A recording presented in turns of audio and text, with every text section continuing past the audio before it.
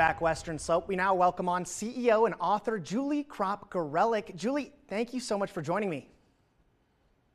Thank you for having me. Of course. So, Julie, we have you on today to talk about generational workplace differences.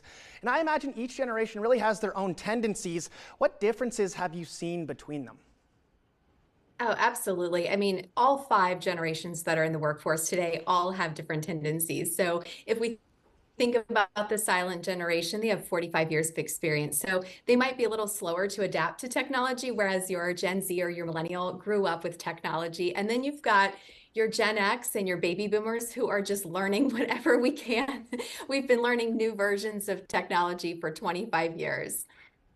Absolutely. So, and currently you said the 5 different generations are in the workforce right now. What strategies, I guess, do you recommend to support communication between these generations? You nailed it. Communication is critical, and it really does start from the top down. Leadership really has to be bought in, not just to an idea about building a culture, but building a culture where communication is at its core. You have to have systems in place that allow people to communicate and to understand where each person is coming from. And I often say, it's not just listening to the loudest voice in the room, it's being able to listen and hear from all of the voices in the room.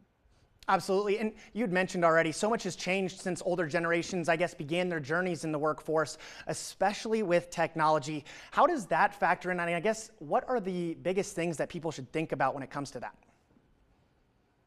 Yeah, look, technology is amazing. It's allowed us to move our businesses further faster. I think what I've seen though is that there are so many versions of the same platform. And so as an organization, you really have to determine which technology platforms are going to work best for your environment and then make sure that your entire team is trained on them. So it isn't sort of a one person works on this one because they like it or they used it before.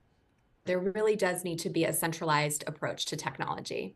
Okay, perfect. And what about those cultural changes? I guess other things outside of technology that have kind of evolved in the workplace.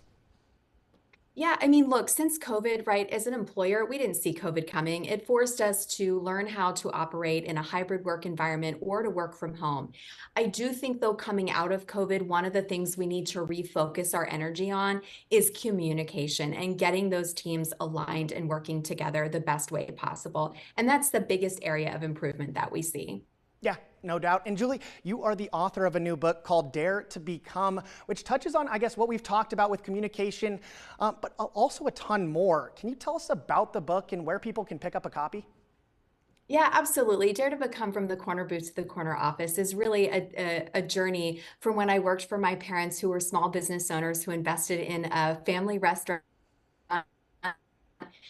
and what lessons I learned from them in that experience actually helped catapult my career and help me not just in the corporate environment, but as I went out to start my own company 15 years ago. Awesome. Well, Julie, thank you so much for taking the time to join me this afternoon. Thank you. Of course. Well, Western Slope, we are going to go ahead and take a quick commercial break. We'll be right back.